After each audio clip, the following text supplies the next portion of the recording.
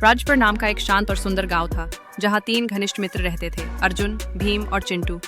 ये तीनों बचपन से साथ थे और हर चीज को मिलकर करना पसंद करते थे। गांव के सभी लोग उनकी दोस्ती की मिसाल देते थे। एक दिन गांव के एक बुजुर्ग ने उन्हें एक पुरानी कहानी सुनाई। उन्होंने बताया कि गांव के पास एक बहुत पुराना किला है, जिसे लोग भूल भुलैया वाला किला कहते हैं। कहते हैं कि जो भी उस किले में गया वो कभी वापस नहीं आया। किले के अंदर रास्ते खुद बदलते हैं और हर इंसान का इम्तिहान लिया जाता है।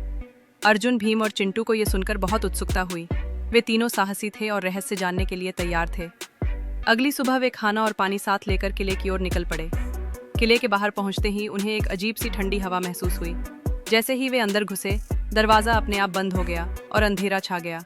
अचानक दीवारों से एक गूंजती हुई आवाज आई, यदि तुम सच्चे मित्र हो और तुम्हारे दिल में लालच नहीं है तो तुम इस किले से बाहर निकल सकते हो।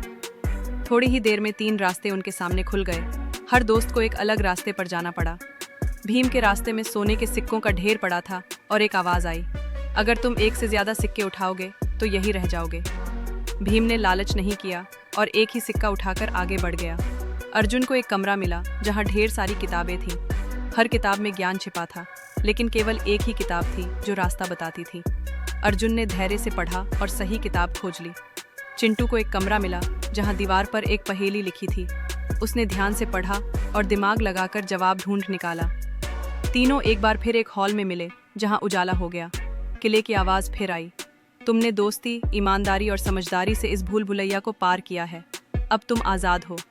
दरवाज़ा खुल गया और तीनों खुशी से गांव लौटे। गांव वाले उन्हें देखकर हैरान और खुश हो गए। अब वे सिर्फ दोस्त नहीं बल्कि हीरो बन चुके थे। सीख: सच्ची दोस्ती, ईमानदारी और समझदारी से हर मुश्किल को पार किया जा सकता है।